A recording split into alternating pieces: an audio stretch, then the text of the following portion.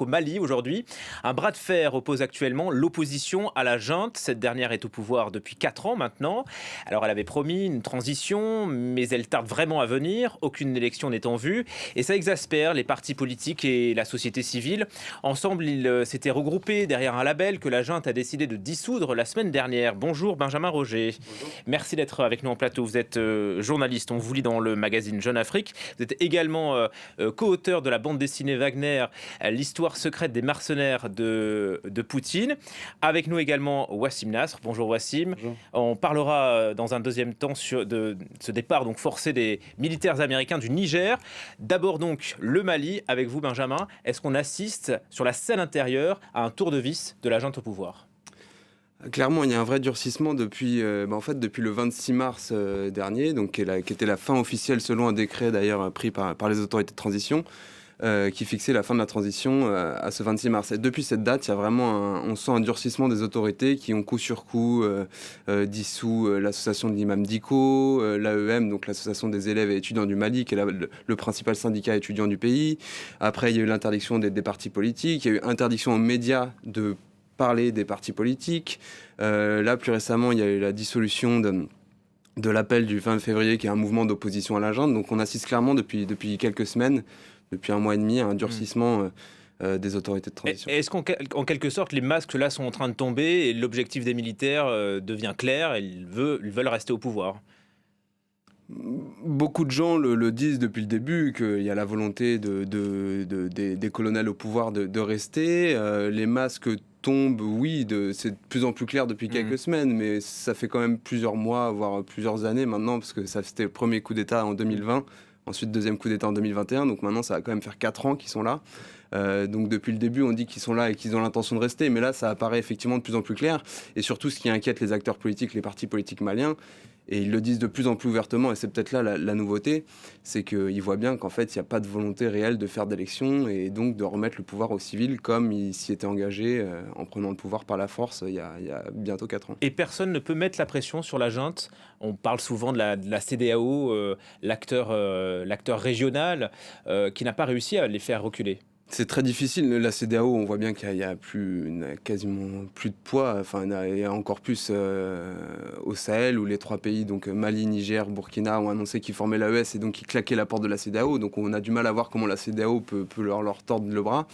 Non, le seul moyen qui pourrait éventuellement infléchir la position des militaires au pouvoir, que ce soit au Mali ou Burkina Faso, au Niger, ce serait une mobilisation populaire de masse, que les gens descendent dans la rue et qu'il y a vraiment un espèce de bras de fer qui s'engage dans la rue où les gens, les Maliens, les Burkinabés, les Nigériens exigent des élections ou exigent que les militaires qui sont arrivés là par la force quittent le pouvoir. Et ce n'est pas du tout le cas aujourd'hui, en tout cas sur le Mali. On présente souvent la junte comme très populaire. Est-ce qu'elle l'est encore 4 ans après ?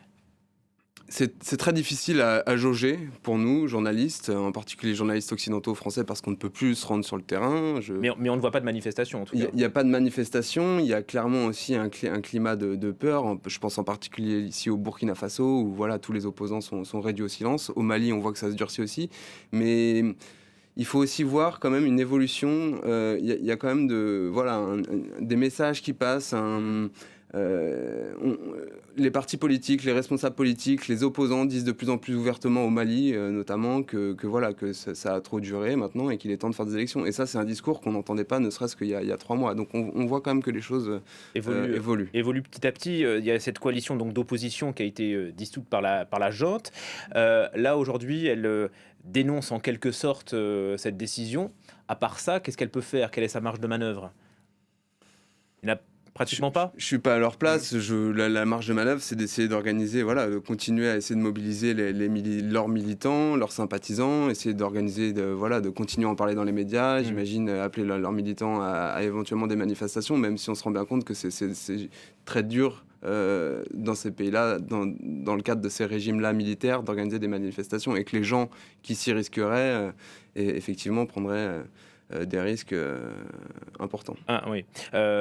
Ces militaires, quand ils sont arrivés au pouvoir, ils sont en quelque sorte profité et accentué le sentiment anti-français. Sur le plan sécuritaire, aujourd'hui, au Mali, alors c'est vrai que Wassim est là, notre spécialiste, peut-être si Wassim veut en parler, mais qu'est-ce qu'on peut retenir 4 ans après des résultats sécuritaires de la junte qui contrôle aujourd'hui la grande ville de Kidal? Est-ce que ça c'est un point Vous important? faites bien de rappeler Kidal, parce que Kidal est une victoire contre les mouvements rebelles du Nord, hein. Ce n'est pas une victoire contre les djihadistes. Donc Kidal était la capitale des mouvements rebelles du Nord, que ce soit Touareg, Arabes ou autres. D'ailleurs, les djihadistes eux-mêmes, donc d'Al-Qaïda, qui étaient actifs autour de Kidal, qui ont participé à l'entrave de l'armée malienne jusqu'à Anéfis, se sont retirés de la ville sans combat comme les autres factions. Et il m'a été dit très clairement, hein, qu'ils n'allaient pas protéger la ville de la rébellion, la ville symbolique de la rébellion. Et ce qui fait qu'en contrepartie, eux-mêmes, de par cette défaite, ils espèrent capituler là-dessus et avoir des recrutements. Et d'ailleurs, ils ont pu recruter un commandant donc arabe de la CMA qui les a rejoints ouvertement, un ancien colonel de l'armée malienne.